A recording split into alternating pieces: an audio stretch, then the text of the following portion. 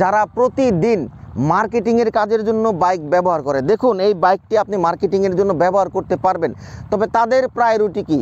তাদের প্রধান প্রায়োরিটি হচ্ছে বাইকের কমফোর্ট। এই বাইকটি যথেষ্ট কমফোর্টেবল 10-20-50 কিলোমিটার চালানোর জন্য বা 2-1 ঘন্টা 3 ঘন্টা চালানোর জন্য। কিন্তু দেখুন, যারা মার্কেটিং করে তারা কিন্তু সকালে নাস্তা করে বাইক নিয়ে বের হয়, দুপুরে বাইক থেকে নেমে নাস্তা করে এবং রাত্রে সন্ধ্যার দিকে বাসায় আসে।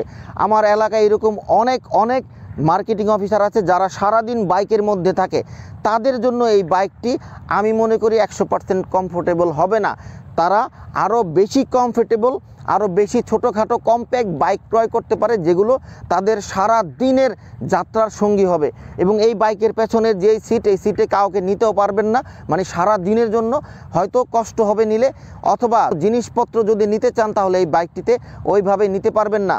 তো আমি বলে দিচ্ছি, যারা মার্কেটিং করবেন, সারাদিন বাইক চালাবেন, তারা এই বাইকটি ক্রয় করার থেকে একটু দূরে থাকবেন বা ভেবেচিন্তে ক্রয় করবেন। পরবর্তীতে ক্রয় করে আবার আমাকে দোষারোপ করতে পারবেন না।